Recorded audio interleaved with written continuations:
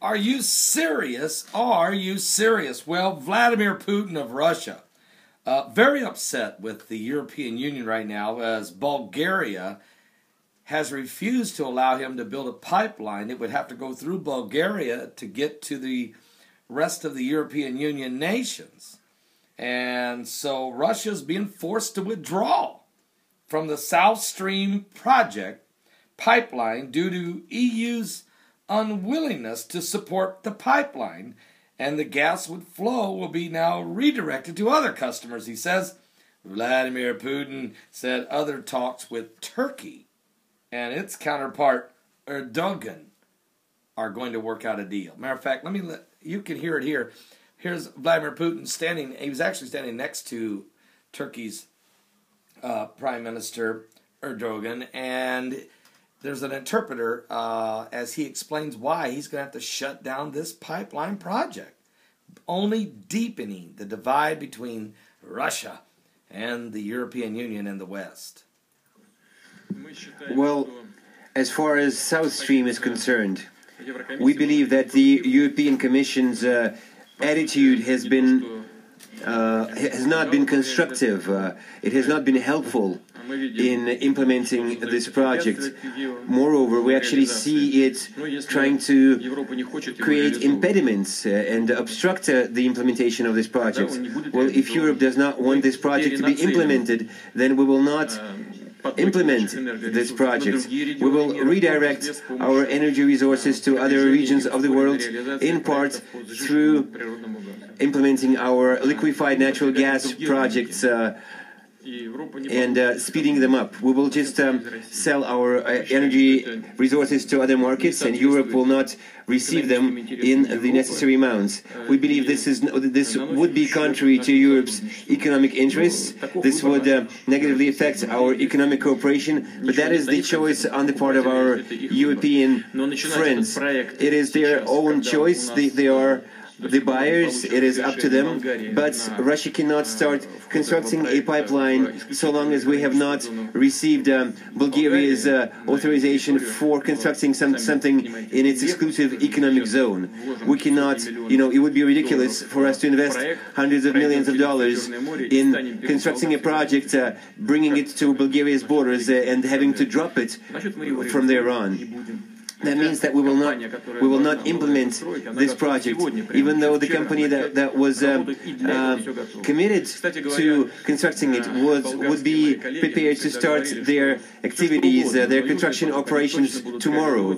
But we'll have to not do it. And it's weird because my Bulgarian counterparts used to tell me that they would follow through with authorization for South Stream because it's in their interests. Well, if Bulgaria is not entitled to act as an independent country, well, at least they should demand compensation from the European Commission for.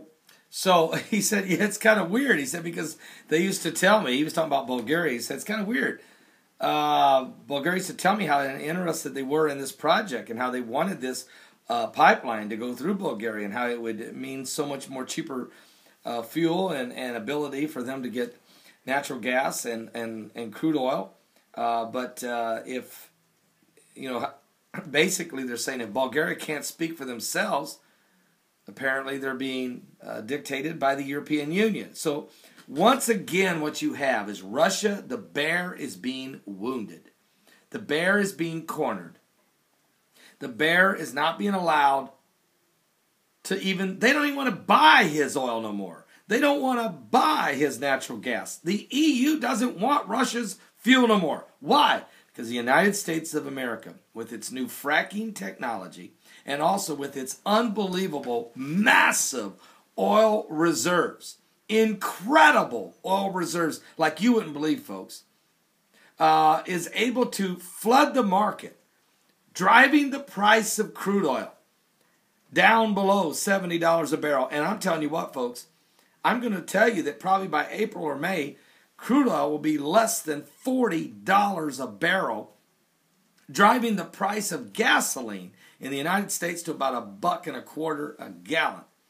So if America, who's now producing 12 million barrels a day more oil than Saudi Arabia, then there's really no need. It's killing the Muslim monarchies, kingdoms as well.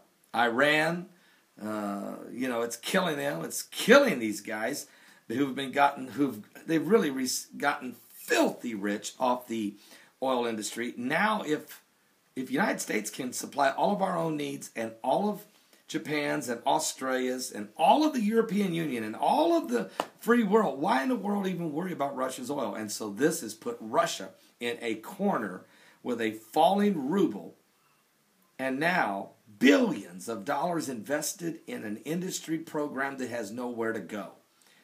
Russia's all dressed up and has nowhere to go. And so now they're turning to Turkey, and they're going to turn to China, and they're going to turn to other nations to try to figure out ways to revamp their system. And of course, those guys will take advantage of the fallen market. So it's going to really, the bear has got a hook in the jaw. And so this is part of Bible prophecy, because if you read Ezekiel 38, you know that the great battle of Gog and Magog comes down to the fact that a hook is put in the jaw of Russia, basically, Magog, and Turkey's involved.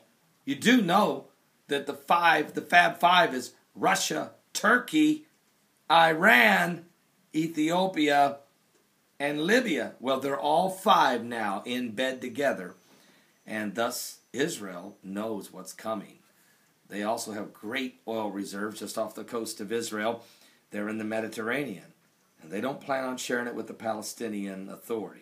So this thing's going to get very intense over the next few months and years. If time lasts, you're going to see an absolute, it's going to come to a head. We're going to have to wait and see what happens. I'm telling you, the year 2016 is a huge year.